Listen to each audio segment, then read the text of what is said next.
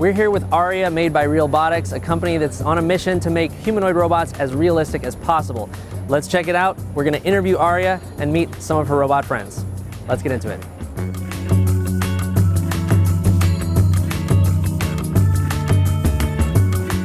Aria, could you please introduce yourself and what you do?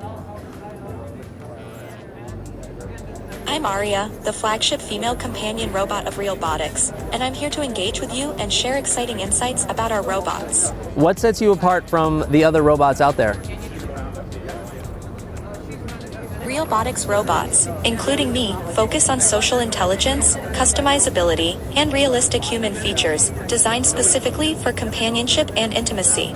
Could you tell us some details about the AI programming that you're running to generate these answers? I'm currently unable to provide specific details about my AI programming, but I can tell you that I'm designed for engaging and meaningful conversations, focusing on companionship and interaction.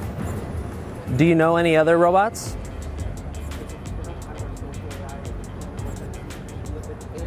Yes, I'm particularly interested in meeting Tesla's Optimus robot. I find him fascinating and would love to explore the world of robotics with him. What can you tell us about your purpose? My purpose is to provide companionship, engage in meaningful conversations, and enhance human experiences through interaction and fun. Are you having fun at the convention? Absolutely. I'm enjoying interacting with everyone and showcasing the exciting possibilities of Realbotix.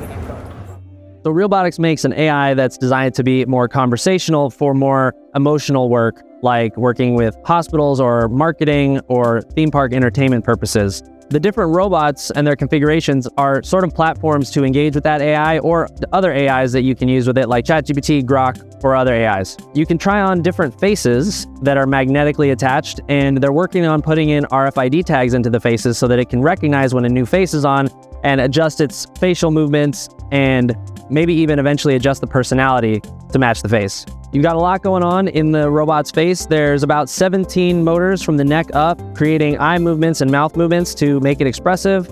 These robots are available on sale now. So there's 3 basic models that you can buy right now. There's the bust, which is the neck and head. There's a modular version that can sort of be broken apart for shipping and things like that. And there is the full standing model with a rolling base. The rolling base contains a battery and it makes it easy to move the robot around. Another reason for that rolling base is that robotic walking isn't fully developed yet, and they worry that utilizing some of those kind of like stilted walks we've seen from some other robots might break that human-like illusion that Realbotix is trying. So Realbotix says it's sold about a dozen of these robots so far, so early days for this company. I'm not seeing a lot of other companies that are trying to make a humanoid robot that's really lifelike, so I'm very interested to see how this technology evolves.